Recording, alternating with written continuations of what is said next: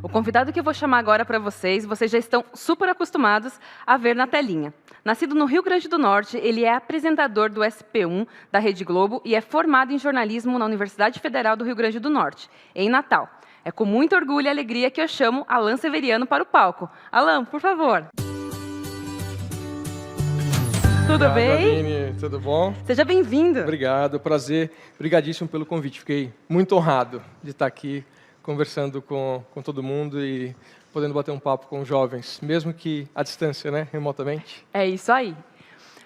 Alan, a gente sabe que um jovem, né, ele costuma ser cheio de ideias, cheio de sonhos, e muitas vezes essas ideias se confundem, né, e acabam deixando eles ainda mais indecisos. É difícil a gente, com um pouco mais de idade, tomar decisões, imagina para quem está começando a carreira. E isso acontece principalmente na hora de escolher o curso do vestibular.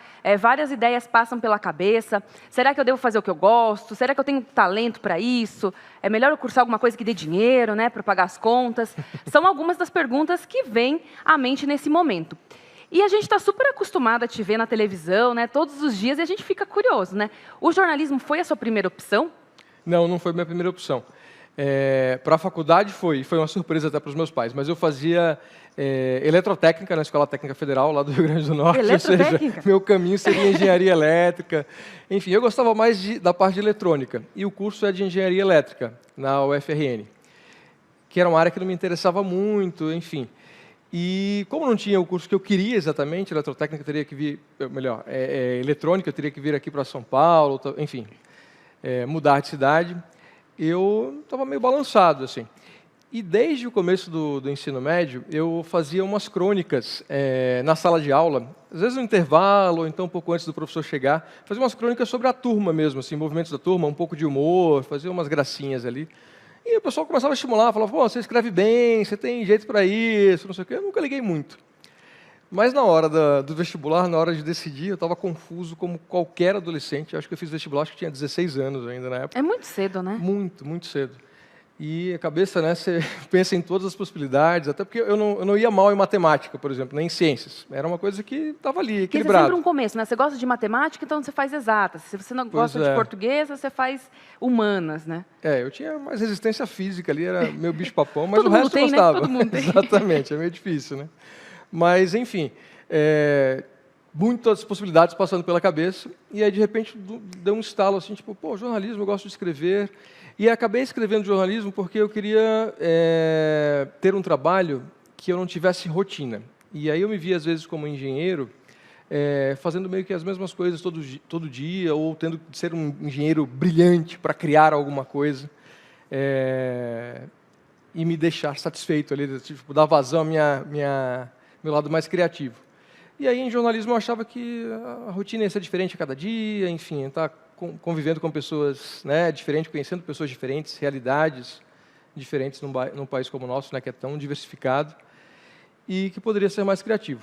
Não sabia que depois que o problema do jornalismo é que a rotina seria a falta de rotina, né, que a gente tem muita dificuldade de se programar. Eu imagino. Mas, enfim, aí chegou aquele dia de contar para os pais, pô, agora eu quero fazer jornalismo, e sendo que minha carreira estava encaminhada para a engenharia. Como seus pais reagiram a isso? Eles tomaram um susto, mas eles sempre me apoiaram, assim, desde o começo, qualquer que fosse a escolha. E eles falaram, não, tudo bem, é isso que você quer. E aí tem uma história muito interessante, porque depois que eu escolhi o curso, acho que um tempo depois, uns 2 meses, minha mãe estava arrumando os armários. E aí, sabe aqueles livrinhos de bebê, que você escreve algumas coisas ali, sobre os primeiros registros e tudo mais? E aí, naquela parte do, o que eu serei no futuro, o que serei quando crescer, ela tinha escrito repórter. Que sensacional! Quando eu tinha meses de idade. Ela, enfim, acho que aquilo ali fechou a história, assim, para ela, para mim também, para o meu pai, que meio que estava escrito nas estrelas ali que eu... Já estava predestinado a isso. Predestinado. Ia ser jornalista de alguma forma. Alan, e a gente sabe, né, que o jornalismo ele tem muitas facetas, né? E uma delas é a televisão. A televisão para você sempre foi também essa primeira opção?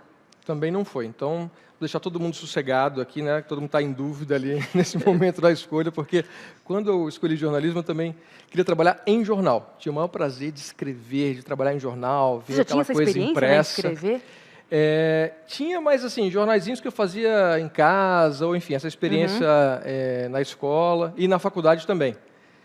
Só que a primeira oportunidade que surgiu para mim na faculdade, quando eu estava procurando estágio, e acho que estágio é fundamental, né, para qualquer um, eu acho que isso foi excepcional e foi decisivo para a minha carreira, a oportunidade que surgiu foi uma vaga na TV universitária. Então, a UFRN ela tem uma TV, que é da própria universidade, né, federal, e é um privilégio absurdo, porque é uma TV aberta. Então, os alunos podem trabalhar, podem aprender, podem experimentar, e eles estão lá aparecendo para todo mundo, né? Tipo, em casa, é uma TV aberta que retransmite parte da programação da TV Cultura aqui de São Paulo, também a TV Educativa do Rio, e tem a programação local. Então, eu fui para lá, meio que, opa, vamos ver o que é isso daqui. E é uma TV que foi minha primeira grande escola, assim, na prática, porque aí eu pude fazer produção, reportagem, né? Como todo estágio, ali você anda em todos os setores e aprende a botar a mão na massa. Então, acho que foi uma experiência realmente fundamental para dar aquela bagagem que a gente não tem, né? Porque a faculdade acaba sendo sempre mais teórica, você vê na prática como as coisas funcionam.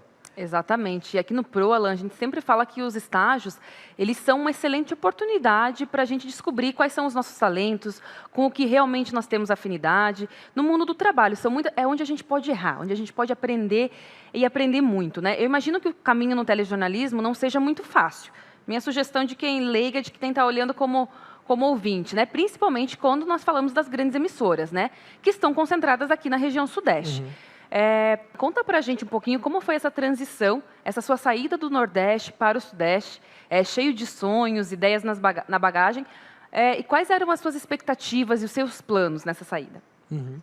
Então, eu também não tinha programado essa saída. Eu pensava em morar em São Paulo para fazer um curso, um mestrado, depois um doutorado, talvez na USP ou em outra escola pública. Mas no dia da minha formatura, uma amiga da minha mãe, que era muito próxima, ela assinava a Folha de São Paulo e viu lá um anúncio de trainee da TV Cultura. Então, ela deixou lá em casa e falou, pô, será que o aluno se interessa, já que ele já está, né, nessa área de TV aqui, como estagiário? E acabou que eu titubeei muito, mas, enfim, com o apoio de dois amigos, uma amiga e uma amiga que eram muito próximos, falaram, não, vai, tenta isso daí. Era uma seleção que era meio complicada para quem morava fora de São Paulo, porque era em 2 etapas, então a gente acabou pensando 2 vezes nisso, até que resolvi vir para cá e fui aprovado no teste lá da TV Cultura e um tempo depois comecei a trabalhar ali como funcionário mesmo. Alan, conta um pouquinho sobre a sua família. Como que era a sua família e como que eles te apoiaram nos seus sonhos? Minha família tem origem bem simples. Meus avós paternos, eles eram caseiros numa fazenda no interior do Rio Grande do Norte, em Currais Novos, o nome da cidade. Enfim, viviam em situações bem precárias na época, da década de 30, década de 40. Para você ter uma ideia, eles tiveram 23 filhos. 23? 23. E metade morreu ali, enfim, de problemas ligados, acho que desnutrição, né? Enfim, morreu ainda criança mesmo, a condições sanitárias na época. Os meus avós maternos, eles já moravam em Natal, minha avó era dona de casa, e meu avô, ele era um faz-tudo ali. Ele trabalhou como mata-mosquito, trabalhou como telefonista, e ele trabalhou até como mecânico de avião durante a Segunda Guerra Mundial, porque Natal foi base aérea para os aviões americanos que iam, né, atravessar ali o Oceano Atlântico, chegar à África e depois à Europa para batalha na Segunda Guerra Mundial. Ele trabalhou como mecânico de avião e assim, eu acho que ele é uma das grandes inspirações para mim, porque, apesar de todas as dificuldades, ele sempre teve muita vontade de aprender, sempre aprendeu muito. E, nesse período, só pelo contato que ele tinha ali trocando com os militares americanos na época, ele aprendeu inglês. Ele ensinava português para eles e aprendeu inglês. E, desde criança, assim, ele foi uma figura essencial na minha formação, no estímulo, no incentivo à educação. Eu me alfabetizei bem cedo, acho que com 5 anos de idade até, porque meu avô comprava cartilhas, sabe, aquelas cartilhas de nomes de animais e livrinhos infantis ali para eu ler. Ele lia para mim, eu escrevia e, enfim, acho que me estimulou desde cedo o gosto pela leitura, pela escrita, pelas letras. Então, eu acho que esse exemplo, né, que vem desde cedo, esse compromisso com a educação, que de fato você pode mudar de vida e de patamar graças à educação, é fundamental, né? Eles, apesar de muito simples, meus avós formaram os 3 filhos, a minha mãe se formou em História, meu pai só estudou até o antigo primário, né? Até o ensino série, fundamental, né? Até o 9º ano, digamos, hoje. Só fez o ensino fundamental. Mas a minha mãe, enfim, fez universidade, coisa que a geração anterior, né, da família, ninguém difícil, tinha alcançado. Né? Então, acho que a gente teve também um período de mobilidade social maior do Brasil, né? Um salto grande ali nesse período, dos anos 40 até os anos 2000 e tudo mais. E é uma coisa que a gente tem que perseguir, né? Enfim, você ter esse compromisso com educação, com escola, que obviamente não é fácil, nem todo mundo nasce numa família estruturada, né? Enfim, em que todos os pais têm esse compromisso, ou que a família tem esse compromisso. Mas eu acho que se a gente coloca isso como foco... Faz diferença, né? Faz diferença. É isso que a gente acredita aqui no PRO também.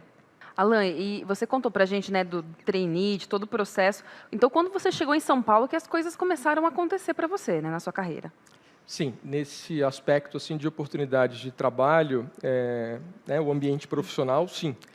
Porque no jornalismo a gente tem essa concentração, como você citou, né, de grandes empresas, mais São Paulo, Rio e Brasília.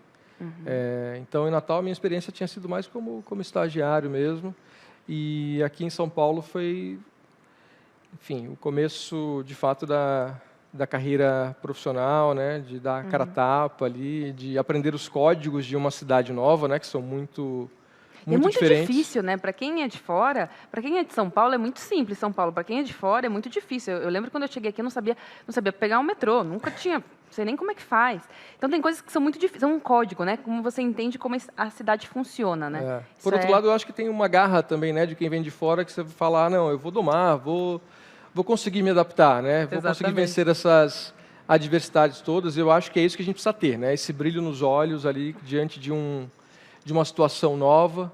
Eu lembro que depois, eu estou cortando um pouco da história aqui, né, dando um pulo ali, mas quando eu saí da TV Cultura, uma colega que apresentava até um programa comigo na TV Cultura na época, e eu estava indo para a Globo, enfim, era um novo mundo, né, uma emissora maior, e ela me mandou um recadinho, um cartão super delicado, que dizia basicamente assim, a carpa aprende a crescer, né, que quando você vai para um lago maior também, ela aumenta de tamanho, né, desde que você consiga explorar ali aquelas potencialidades, aquelas oportunidades, e você se prepare para buscar os seus objetivos. É isso. E, Alan, você falou exatamente o que eu ia te perguntar sobre a Globo, né? Acho que é o sonho de todo mundo que faz jornalismo, trabalhar um dia na Rede Globo, né? Como que foi essa sua chegada na Globo?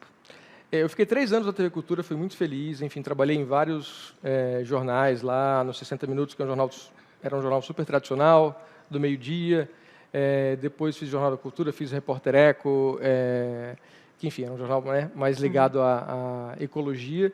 E aí, nos últimos 9 meses, 8, 9 meses, eu fui convidado para apresentar um programa que, por coincidência, também é no horário vespertino, né, do mesmo horário do SPTV que eu faço agora.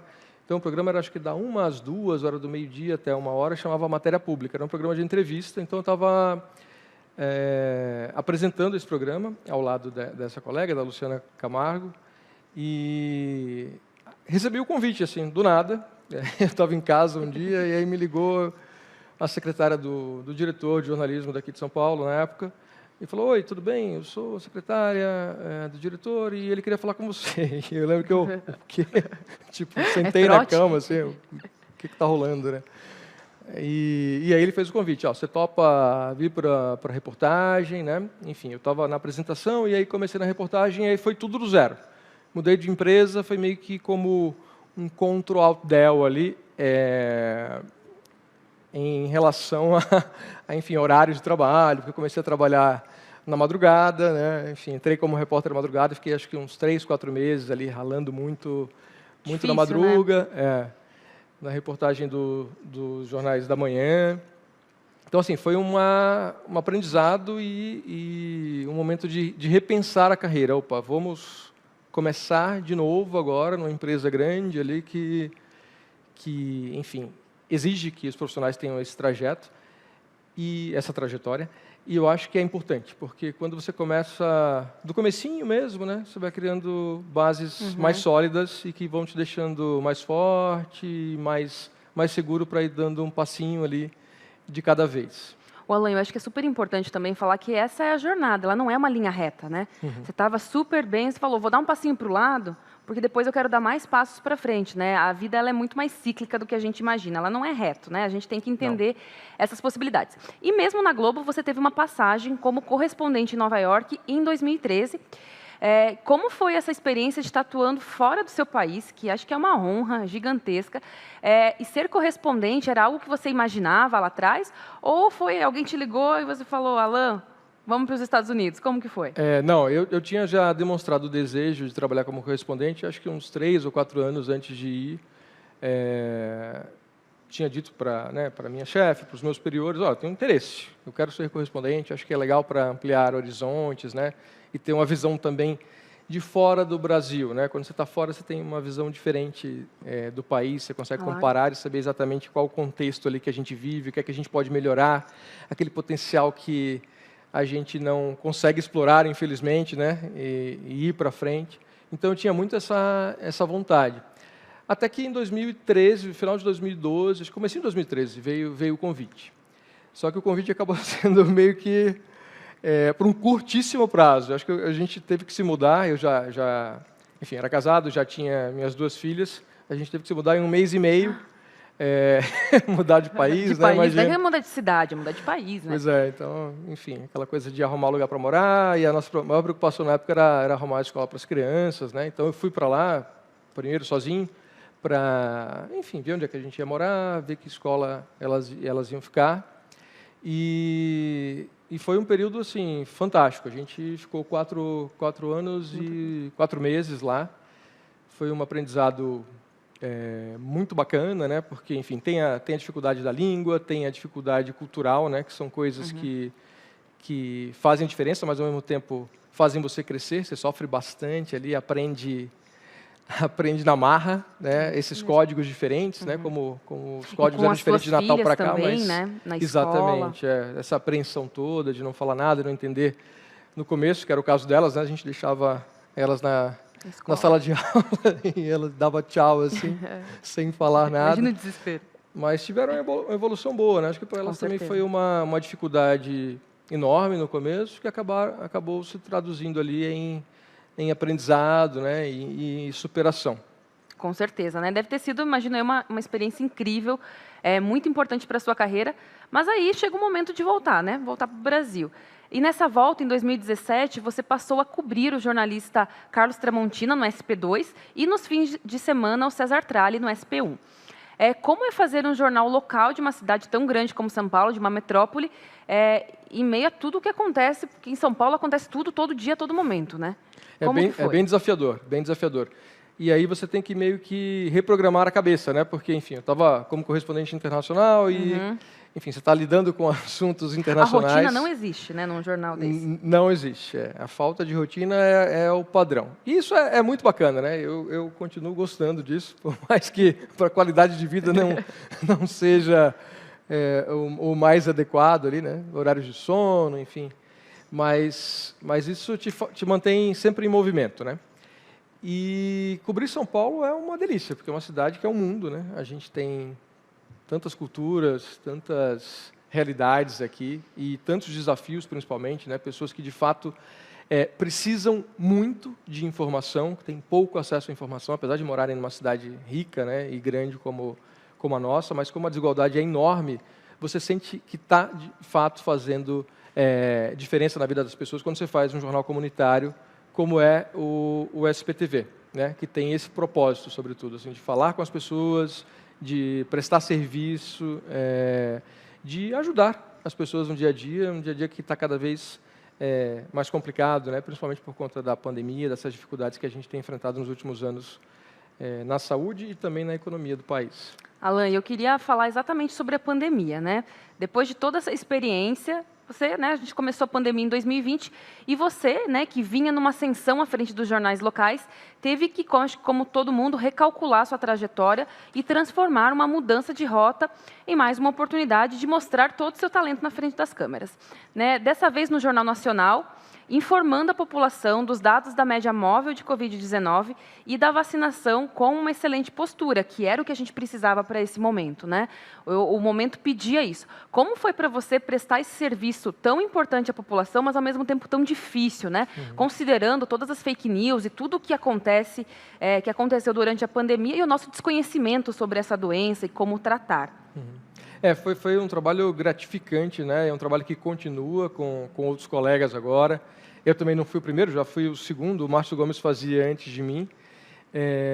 Mas foi um trabalho que surgiu porque naquele momento, né, no momento em que a pandemia, os números estavam piorando, e chegou um momento ali em que o governo resolveu não divulgar mais os dados diariamente. E daí surgiu essa iniciativa, que foi inédita até, o consórcio de veículos de imprensa, ou seja, veículos em tese concorrentes se uniram para dizer, não, a gente está num momento desafiador, a gente precisa prestar serviço para as pessoas saberem para onde é que a gente está indo, né? Essa pandemia está piorando, está melhorando, como é que está... Para apoiar a tomar decisões, inclusive, né? Exatamente, para que as pessoas conseguissem tomar decisões. E aí, enfim, foi criado esse consórcio com Folha, né, o Globo, o Estadão, o próprio G1, em que o pessoal se divide mesmo. Então, todos os dias, os jornalistas desses veículos, eles ligam para as secretarias de saúde, estaduais de saúde do Brasil inteiro, recolhem esses dados de casos e de mortes, né? Esses dados são contabilizados ali e são divulgados no final da noite. Foi um trabalho muito pesado nos meses mais complicados da pandemia, principalmente acho que março, abril, maio desse ano. Teve dias que, enfim, envolto ali naquelas histórias todas, né, de mortes, de muitas famílias perdendo... Porque era uma pauta única, né? Era uma pauta única. Era uma pauta única, praticamente. Porque, enfim, era o que acontecia de fato aqui, né? Tava alterando, afetando a vida de todo mundo. Então, assim, diante de tantas mortes, enterros, sofrimento, dor de famílias, de parentes, de amigos, chegava aquele momento no final da noite em que você tinha que dar aquelas notícias e que não eram as mais favoráveis. Então, teve umas 2 ou 3 vezes que eu cheguei ali e sabe quando você tem uns sintomas assim de palpitação e você não sabe se vai conseguir terminar, porque para mim não eram números em nenhum momento. Eu via naqueles números as pessoas que a gente tinha acabado de ver nas reportagens do SP2, porque eu apresentava também o SP2 na época, e batia aquela dor, né, pelas famílias que tinham perdido parentes e também o medo, né, o medo de todos nós, da minha família, né, de estar indo para a rua, como todo mundo, né, se expondo de alguma forma, mas para fazer um trabalho que a gente vocês, jornalistas, tiveram que trabalhar, vocês não pararam, né? Pelo contrário, o trabalho de vocês se tornou mais importante ainda na pandemia. Exatamente, não paramos em nenhum momento, né? Assim, tenho a sorte de trabalhar na Globo, que é uma empresa muito cuidadosa, de seguir todos os protocolos, então o número de infectados foi bem pequeno, acho que porque todo mundo se respeitou, né? Essa coisa do uso da máscara, de manter distanciamento. Até porque a gente estava ali envolvido em todas as histórias, né, ouvindo todos aqueles relatos, então não tinha como agir de forma diferente e não ser sensível a tudo aquilo que nos rodeava e nos rodeia ainda de certa forma, né? Exatamente, porque ainda estamos, né, infelizmente, na pandemia. Alan, você, assim como outros jovens, né, teve a oportunidade de ouvir ou de estar com pessoas que te inspiram no jornalismo ou que te levaram a decidir por uma carreira.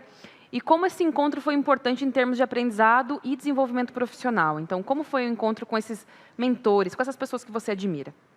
Isso é muito bacana, né? Porque a gente sempre tem ídolos ali na carreira, né? Eu lembro que eu sempre admirei muito o Palha, o Ernesto Palha como repórter, o Pedro Bassan também como repórter, e eles são, enfim, meus ídolos até hoje. Me inspirei muito, né? Então, na hora de escrever um texto, de pensar um olhar sobre determinado tema, eu ficava imaginando, como é que será que ele veria, como é que ele contaria essa história, né? Porque o que a gente faz todo dia é contar histórias. E você tem o seu olhar sobre aquela história. Cada um tem um olhar. Mas quando a gente está começando na carreira, a gente não sabe exatamente como fazer aquilo, né? É tudo muito novo, você tem que ir meio que na pegada de alguém ou tentar se inspirar em alguém que você admira, né? E que pode te te ajudar um pouquinho ali a dar uma mãozinha naquele começo. É óbvio que depois você vai desenvolvendo o seu próprio estilo, né? Vai vendo o que é que tem a ver com você, o que não tem. Mas eu acho que o fato de conviver com pessoas na mesma redação, assim, de ver bastante trabalho, ver como elas faziam, né? Enfim, e até questões que vão além da prática, mas moral, ética, né? Enfim, esses valores, né, todos de como você fazer uma reportagem, como você explorar um assunto sem tratar mal, né, o seu entrevistado, nem deixá-lo numa situação desconfortável, né? Então, acho que isso foi tudo muito inspirador. E foi um privilégio para mim conviver com todas essas pessoas. Continuo convivendo, então, na apresentação, né? Enfim, tem o Bonner, tem o Tramontina, tem o Trali, tem todo mundo ali que tá no ar já há muito tempo e que servem de referência, né, nesses momentos. Quando mudei de jornal também, essas referências acabam, né, mudando. Você pega um pouquinho mais de um pouquinho mais de outro. E eu muito acho gostoso, que é isso, né? É gostoso. E é legal também passar um pouco da sua experiência para outras gerações que estão, né, chegando agora, né? E às vezes você nem percebe, mas também te veem como uma certa referência, né? Com certeza, Alan. Bom, pessoal, infelizmente a gente está aqui indo para o final da nossa conversa. Alan, eu queria te pedir um super favor, né? Temos aqui todos os nossos jovens proanos que estão nos assistindo. Qual o conselho que você daria para eles? Essa galerinha aí que está começando a carreira, entre 17 e 22 anos, que conselho você daria para eles? Eu acho que essa idade, como a gente já disse, é uma idade complicada, né? Porque, principalmente no mundo de hoje, a gente tem inúmeras possibilidades, né? Você pode ir para cá, para lá, para o outro lado. Mas eu acho que é focar no que você gosta mesmo de fazer, no que te dá paixão, brilho no olho, aquela coisa que o coração palpita mesmo, te dá uma alegria, um prazer quando você está fazendo, e se dedicar a isso, né? Mergulhar nesse universo, estudar muito. Acho que trabalhar com afinco, né, nas oportunidades que você tem e brigar muito pelas oportunidades, porque é uma coisa que eu acho que, enfim, foi determinante também na minha carreira, é o fato de você não se contentar com nãos, né, ou com portas na cara, com essas dificuldades que naturalmente vêm e que todos nós vamos enfrentar. Mas ir atrás mesmo, sabe? Às vezes até ser chato ali de perseverar. Eu acho que perseverança é uma palavra-chave, porque você mostra interesse, né? O outro, assim, tem milhões de opções ali e ele quer saber se de fato você está a fim de fazer aquilo, você pode fazer diferença para aquela empresa, para aquele cenário, para aquela comunidade. Mais do que esperam de você, né? Ir além. Acho que esse é um grande diferencial. Alan, a gente tem aqui um presentinho para você, uma lembrancinha para você lembrar da gente. Vou pedir aqui para a Lelê me ajudar. Eu preciso fazer aqui ao contrário para não mostrar agora. Alan, aqui é uma lembrancinha. Nossa, que bacana, estou lisonjeado para você lembrar do Proa e dessa experiência. Obrigada de coração. Obrigadíssimo. Pela disponibilidade, contribuir para inspirar os nossos jovens, né? O Proa Talks é uma fala de inspiração. O que a gente quer é inspirar os jovens para que eles sigam carreiras de sucesso. E a sua carreira é uma carreira de grande sucesso. Então, para a gente é um prazer de verdade. Obrigada pela sua participação. Obrigado pelo convite. Enfim, parece chover no molhado, né?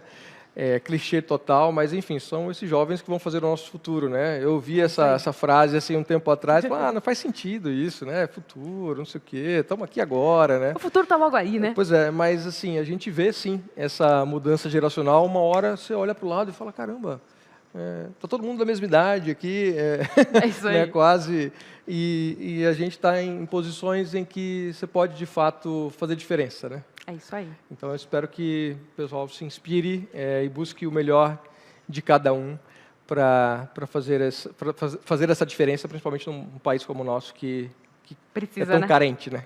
É isso aí. Alan, obrigada, viu? Obrigado a vocês.